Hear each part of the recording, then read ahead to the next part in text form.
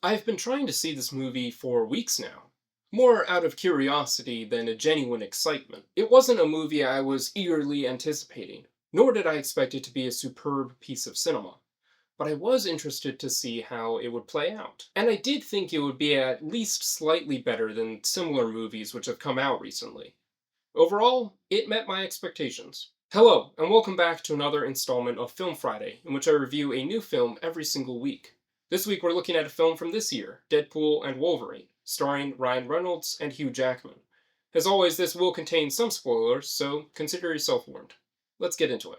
At the risk of repeating myself for the hundredth time, Marvel movies are in a pretty major slump right now. Sure, their movies are still making money, for the most part, but ever since the Infinity Saga ended in 2019, it has been painfully obvious that they're just trying to capitalize on the brand as much as possible. This has resulted in a great number of movies and shows being released in a very short amount of time, in order to introduce as many new characters as possible, at the cost of continuity, quality, and, well, just about everything. As a result, the plot of this film suffered from that, despite being a significantly better film than we've seen in a while. Now, I've started to judge Marvel movies in a vacuum, comparing them only to one another and the franchise as a whole.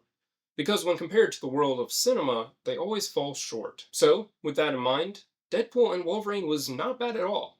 It was a good Marvel movie. Like the two Deadpool movies before it, the action was carried out very well, and the humor was actually funny for the most part. Sure, these movies often take things too far, and the sense of humor can be awfully crude at times. But when the goal is to make a comic book superhero action comedy movie with a decent amount of fan servicing, this would be considered a successful result. But, as I touched upon just now, the plot of this movie suffered tremendously at the hands of the Marvel Cinematic Universe. To begin with, you would have had a really hard time understanding what was going on if you had not previously watched both seasons of the Disney Plus show Loki. That show was all about the TVA, or the Time Variance Authority, which played a pretty major and important role in this movie. There were entire words and phrases, even characters, that would have made no sense without that prior context. Things like the sacred timeline or pruning. However, despite the movie assuming that you had seen all the Marvel content released over the past 30 years, it still felt like the majority of this movie's runtime was consumed by exposition. Also, and perhaps I've not been following this closely enough to be well informed in all the ins and outs of how this works, but I was under the impression that after the end of season 2 of Loki, the TVA was no longer going to be pruning timelines. Yet, that was threatened repeatedly in this movie. So, would I recommend that you go see this movie?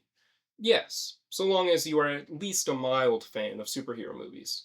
Otherwise, you'll be completely bored out of your mind. With that being said, thanks for watching, and be sure to comment your own thoughts below. And don't forget to subscribe for more movie reviews and commentary.